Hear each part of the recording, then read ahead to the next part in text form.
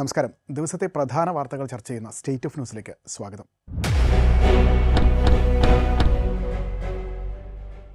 CPM പുറത്താക്കിയ V കുഞ്ഞികൃഷ്ണൻ്റെ പുസ്തകം ഏറ്റുവാങ്ങിയ എഴുത്തുകാരൻ്റെ വീടിന് മുമ്പിൽ റീത്ത് വെച്ചാണ് ഭീഷണി. എഴുത്തുകാരനും MN വിജയൻ്റെ മകനുമായ VS അനിൽകുമാറിൻ്റെ വീടിന് മുന്നിലാണ് രാവിലെ റീത്ത് പ്രത്യക്ഷപ്പെട്ടത്. CPM മുൻ കണ്ണൂർ ജില്ലാ കമ്മിറ്റി അംഗം വി കുഞ്ഞികൃഷ്ണൻ രചിച്ച നേതൃത്വം തിരുത്തണം, അണികൾ കാവലാകണം എന്ന പുസ്തകമാണ് വിവാദങ്ങളുടെ കേന്ദ്രബിന്ദു. ഫെബ്രുവരി 4-ന് പയ്യന്നൂരിൽ VS അച്യുതാനന്ദൻ്റെ IT ഉപദേഷ്ടാവായിരുന്ന ജോസഫ് മാത്യുവിൽ നിന്ന് VS അനിൽകുമാറാണ് പുസ്തകത്തിൻ്റെ ആദ്യ പ്രതി ഏറ്റുവാങ്ങിയത്. ഇതിനു പിന്നാലെയാണ് വ്യാഴാഴ്ച പുലർച്ചെ കണ്ണപുരത്തെ അനിൽകുമാറിൻ്റെ വീടിന് മുൻപിൽ റീത്ത് പ്രത്യക്ഷപ്പെട്ടത്. സംഭവത്തിൽ കടുത്ത ഭാഷയിലാണ് VS അനിൽകുമാറും പ്രതികരിക്കുന്നത്. ഒരു പുസ്തകം സ്വീകരിച്ചതിൻ്റെ പേരിൽ ഇത്തരത്തിലുള്ള ഭീഷണികൾ ഉണ്ടാകുന്നത് ജനാധിപത്യ സമൂഹത്തിന് ചേർന്നതല്ലെന്ന് അനിൽകുമാർ പറയുന്നു.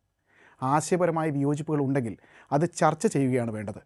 റീത്ത് വെച്ച് ഭയപ്പെടുത്താമെന്ന് ആരും കരുതേണ്ട. തൻ്റെ നിലപാടുകളിൽ മാറ്റമില്ലെന്നും പോലീസിൽ പരാതി നൽകിയിട്ടുണ്ടെന്നും അദ്ദേഹം വ്യക്തമാക്കുന്നുണ്ട്. സംഭവത്തിൽ പാർട്ടിക്ക് പങ്കില്ലെന്നാണ് CPM പ്രാദേശിക ജില്ലാ നേതൃത്വങ്ങൾ നൽകുന്ന വിശദീകരണം. രാഷ്ട്രീയ എതിരാളികൾ പാർട്ടിയെ പ്രതിക്കൂട്ടിലാക്കാൻ മനഃപൂർവ്വം നടത്തുന്ന നീക്കമാണിതെന്ന് CPM ആരോപിക്കുന്നുണ്ട്. വി കുഞ്ഞികൃഷ്ണൻ്റെ പുസ്തകത്തോടും അതിൻ്റെ ഉള്ളടക്കത്തോടും പാർട്ടിക്കുള്ള വിയോജിപ്പ് രാഷ്ട്രീയമാണെന്നും അത്തരം അക്രമാസക്തമായ പ്രതിഷേധ രീതികളെ പാർട്ടി പ്രോത്സാഹിപ്പിക്കില്ലെന്നുമാണ് നേതൃത്വം വ്യക്തമാക്കുന്നത്. പാർട്ടിയിലെ വിഭാഗീയതയും തിരുത്തൽ നടപടികളും പുസ്തകത്തിൽ ചർച്ചയാകുന്നുണ്ട്. ഇതടക്കം പല വിഷയങ്ങൾ പ്രതിപാദിക്കുന്നത് കൊണ്ട് തന്നെ വിഷയം പാർട്ടിക്കുള്ളിൽ വലിയ അസ്വസ്ഥതകളും ഉണ്ടാക്കിയിരുന്നു. ഇന്നത്തെ ദേശീയ വാർത്ത പരിശോധിക്കാം. എപ്സ്റ്റീൻ വിവാദത്തിൽ കുടുങ്ങിയ മൈക്രോസോഫ്റ്റ് സ്ഥാപകൻ ബിൽ ഗേറ്റ്സ് ഡൽഹിയിലെ AI ഇമ്പാക്ട് സമ്മിറ്റിൽ മുഖ്യപ്രഭാഷണം നടത്തില്ല. നേരത്തെ ബിൽ ഗേറ്റ്സ് വേദിയെ അഭിസംബോധന ചെയ്യുമെന്നാണ് നിശ്ചയിച്ച് ഉറപ്പിച്ചിരുന്നത്. എപ്സ്റ്റീൻ ഫയൽസുമായി ബന്ധപ്പെട്ട വിവാദങ്ങളാണ് ഗേറ്റ്സിൻ്റെ പിന്മാറ്റത്തിന് കാരണമെന്നാണ് വാർത്തകൾ. ബിൽ ഗേറ്റ്സിന് പകരം ഗേറ്റ്സ് ആൻഡ് മെലിൻഡ ഫൗണ്ടേഷൻ്റെ ചീഫ് ഫിനാൻഷ്യൽ ഓഫീസർ അങ്കുർ വോറയാകും ഉച്ചകോടിയെ അഭിസംബോധന ചെയ്ത് സംസാരിക്കുക. ജെഫ്രി എപ്സ്റ്റീൻ എന്ന അന്താരാഷ്ട്ര ലൈംഗിക കുറ്റവാളിയുമായുള്ള ഗേറ്റ്സിൻ്റെ ബന്ധം നേരത്തെ തന്നെ പുറത്തു വന്നതാണ്. എന്നാൽ ഈ അടുത്ത കാലത്ത് പുറത്തുവന്ന ചില വെളിപ്പെടുത്തലുകൾ ഗേറ്റ്സിനെ വീണ്ടും പ്രതിക്കൂട്ടിലാക്കിയിരുന്നു. എപ്സ്റ്റീനുമായുള്ള കൂടിക്കാഴ്ചകൾ ജീവകാരുണ്യ പ്രവർത്തനങ്ങൾക്ക് വേണ്ടിയായിരുന്നു എന്ന ഗേറ്റ്സിൻ്റെ വാദങ്ങളെ ചോദ്യം ചെയ്യുന്ന തരത്തിലുള്ള വിവരങ്ങളാണ് ഇപ്പോൾ പുറത്തു വരുന്നത്. വിവാദങ്ങൾ കത്തുന്ന സാഹചര്യത്തിൽ ഒരു പൊതുവേദിയിൽ പ്രത്യക്ഷപ്പെടുന്നത് മാധ്യമങ്ങളുടെയും പൊതുജനങ്ങളുടെയും കടുത്ത ചോദ്യങ്ങൾക്ക് വഴിവെക്കുമെന്ന് ഗേറ്റ്സിന് ആശങ്കയുള്ളതായാണ് റിപ്പോർട്ടുകൾ. ഗേറ്റ്സിനെതിരായ ആരോപണങ്ങൾ അദ്ദേഹം നേതൃത്വം നൽകുന്ന ജീവകാരുണ്യ പ്രവർത്തനങ്ങളെയും ഫൗണ്ടേഷൻ്റെ വിശ്വസ്തയും തന്നെ ബാധിക്കുന്നുവെന്നും വിലയിരുത്തലുകളുണ്ട്.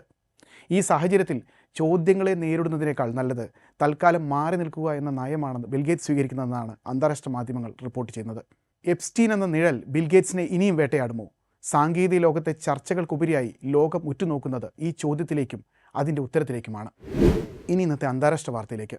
ഇറാനെതിരെ സൈനിക നടപടി ഉണ്ടാകുമെന്ന മുന്നറിയിപ്പ് അമേരിക്ക ആവർത്തിക്കുകയാണ്. ഇറാൻ്റെ സൈനിക താവളങ്ങളെ ലക്ഷ്യമിട്ട് വൻ നീക്കത്തിനൊരുങ്ങുകയാണ് അമേരിക്ക എന്നാണ് പുതിയ റിപ്പോർട്ടുകൾ. ഇതിനിടെ റഷ്യയുമായി ചേർന്ന് സൈനികാഭ്യാസത്തിലൂടെ മുന്നറിയിപ്പ് നൽകുകയാണ് ഇറാൻ. ഈ ആഴ്ച അവസാനം തന്നെ ഇറാനെതിരെ US സൈനിക നടപടി ഉണ്ടാകുമെന്നാണ് അന്താരാഷ്ട്ര മാധ്യമങ്ങൾ വാർത്ത നൽകുന്നത്.